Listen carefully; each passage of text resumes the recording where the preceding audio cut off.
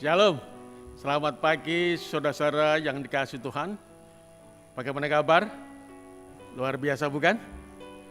Puji Tuhan, pagi ini kita akan belajar tentang apa yang sering terjadi dalam kehidupan kita, yaitu ditagih debt collector. Mari kita lebih dahulu berdoa. Bapa yang di surga, kembali kami datang ke hadirat Tuhan dengan mohon kuasa Roh Kudus-Mu boleh hadir dalam hati kami, memberikan kepada kami pengertian agar kami boleh menghidupkan firman-Mu ini dalam kehidupan kami. Terima kasih Tuhan, dalam nama Yesus kami berdoa dan mengucap syukur. Amin. Saudara-saudara yang terkasih dalam Tuhan, pernah jumpa dengan debt collector? Semoga tidak ya. Namun pada pagi hari ini kita membagikan pengalaman seorang janda nabi yang mengalami penindasan dari debt collector. Kita baca dalam 2 Raja-Raja pasal 4 ayat 1. Ditulis demikian. Salah seorang dari istri-istri yang para nabi mengadukan halnya kepada Elisa sambil berseru, "Hambamu, suamiku sudah mati, dan engkau ini tahu bahwa hambamu itu takut akan Tuhan. Tetapi sekarang penagih hutang untuk datang sudah datang untuk mengambil kedua orang anakku menjadi budaknya." Saudara-saudara yang kasih dalam Tuhan, debt collector datang karena tidak bisa membayar hutang, maka anaknya ini akan dijadikan budaknya. Keterdesaan, kepepet. Lalu Elisa ini menyuruh mencari bejana-bejana minyak di seluruh negeri tetangga-tetangganya. Karena apa? Karena si janda ini hanya punya 1 buli minyak.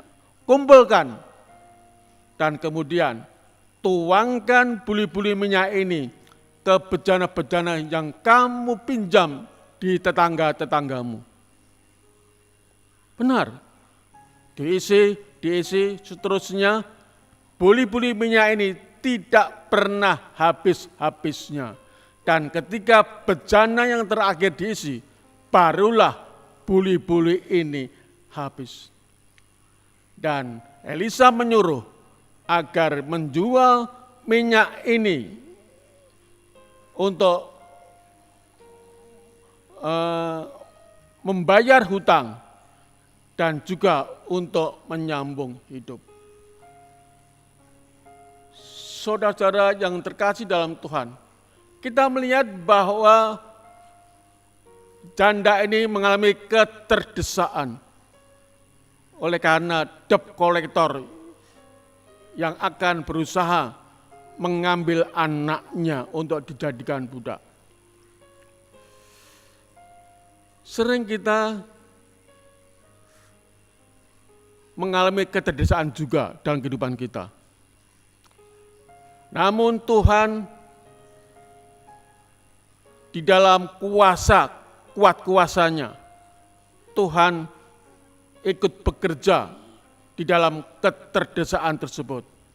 Tuhan memberikan kepada kita solusi dari keterdesaan tersebut. Kemudian juga di dalam keterdesaan tersebut, si janda ini tidak tinggal diam, namun berusaha untuk menyampaikan problemanya kepada Elisa. Demikian juga dalam kehidupan kita, ketika kita mengalami keterdesaan, kita perlu sampaikan ini kepada Tuhan. Apa-apa yang menjadi beban hidup kita, kita sampaikan dan Tuhan memberikan solusinya. Kemudian yang ketiga, kita bisa melihat bahwa di dalam segala perkara yang ada dalam kehidupan kita, sekecil apapun, ini bisa menjadi suatu sarana bagi mujizat Tuhan dalam kehidupan kita. Kita ingat, 1 buli minyak akhirnya bisa menjadi banyak bejana-bejana yang terisi, padahal cuma 1 buli minyak. Saudara-saudara yang terkasih dalam Tuhan, marilah kiranya pelajaran dari janda Nabi ini yang mengalami keterdesaan karena dikejar-kejar oleh sang penagih hutang, debt collector pun bisa menjadi pelajaran bagi kita di dalam kita mengalami keterdesaan hidup. Tidak ada barang yang kecil bagi Tuhan untuk atas kuasanya di dalam kehidupan kita. Tuhan berkarya dalam kehidupan kita. Dalam Filipi pasal yang keempat, ayatnya ke-19, Filipi pasal 4 ayat 19 dikatakan demikian. Allahku akan memenuhi segala keperluanmu menurut kekayaan dan kemuliaannya dalam Kristus Yesus. Di dalam keterdesaan, sebagaimana disampaikan oleh janda ini pun, kita pun kadang-kadang sering mengalami hal tersebut. Namun oleh kuat kuasa Tuhan, kemuliaannya, Tuhan ikut campur tangan.